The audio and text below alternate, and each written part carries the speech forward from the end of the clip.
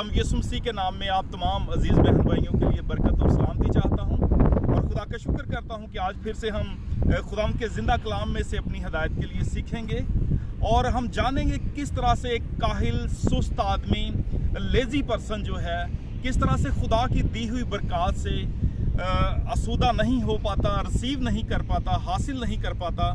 हम खुदाम के कलाम में से देखेंगे इमसाल 21वां बाब और 25वीं आयत में लिखा है, काहिल की तमन्ना उसे मार डालती है क्योंकि उसके हाथ मेहनत से इनकार करते हैं। जो काहिल आदमी है, सुस्त आदमी है, वो तमन्ना करता है, ख्वाहिश करता है, वो अंदर ही अंदर अपने आप को किसी चीज़ के हासिल करने के लिए कोसता रहता है लेकिन हासिल नहीं कर पाता।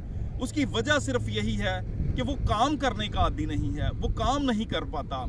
और खुदा का बंदा सुलेमान खुदा के कलाम में खुदा के रूह की हिदायत से लिखता है, अगर हम 24 बाब और 30वीं आयत से देखें तो लिखा है, मैं काहिल के खेत के और बेअक्ल के पाकिस्तान के पास से गुजरा और देखो वो सब का सब कांटों से भरा था और बिच्छू बूटी से ढका था और उसकी संगीन दीवार गिराई गई थी। तब मैंने देखा और उस पर खूब गौर किया। हाँ, मैंने उस पर निगाह की और इबरत पाई।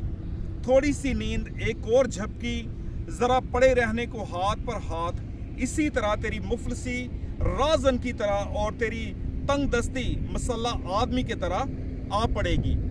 सो खुदा का बंदा जब जो हिकमत से मामूर है, जिसे खुदा ने बड़ी हिकमत बख्शी है, जब एक काहिल और सुस्त आदमी के पाकिस्तान के पास से, उसके खेत के पास से गुजरता है तो देखता है कि उसमें फल नहीं है, उसके अंदर लहलहाती फसलें नहीं हैं, उसके अंदर खुराक नहीं है, क्योंकि काहिल और सुस्त आदमी उस ज़मीन का, उस खेत का हासिल कुछ नहीं ले पाता क्योंकि उसके अंदर काम नहीं करता, कुछ बोता नहीं, जो बोएगा नहीं तो वो काटेगा भी नहीं।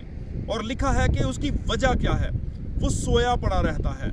थोड़ा सा और सो लूं, एक और झपकी, थोड़ी सी और नींद ले लूं, अपने आप को मैं थकाऊं ना, और इसी तरह से वो पड़ा रहता है और इस तरह से अपनी ज़िंदगी को तबाह करता रहता है और उसके पास कुछ नहीं होता। इसके बरक्स हम देखते हैं कि जो मेहनती आदमी है, उसकी पाकिस्तान, उसका जो खेत है, लहलहाती फसलें हैं और उसके अंदर खुराक है। इसलिए मेहनती का हाथ जो है सरफराजी पाता है, खुदा उसे बरकत देता है। लेकिन जो काहिल और सुस्त हैं, उनके पास कुछ नहीं होता। सो मेरे अजीज़ों, अगर 2024 में आप सुस्ती और काहली को नहीं छोड़ेंगे, आप अपना गोल सेट नहीं करेंगे, अगर अपने आप को मेहनत के लिए तैयार नहीं करेंगे, तो आपका खेत भी इसी वीरान जगह की मानित होगा। यहाँ भी आप देख सकते हैं, कहीं भी लहलहाती फसलें नहीं हैं, कुछ भी नहीं है। ये बिल्कुल बिच्छू बूटी की तरह ये जगह है, यहाँ वीराना है सब कुछ। इसी तरह से खुदा का खादम सुलेमान भी जब वहाँ पर जाता है तो उसके खेत में कुछ नहीं होता।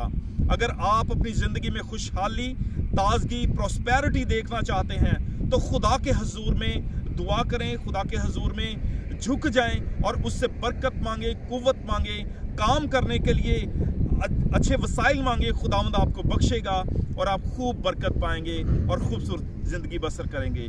खुदावंद आप सबके साथ हो, खुदा आपको बरकत बख्शे। यीशु मसीह के नाम से आमीन।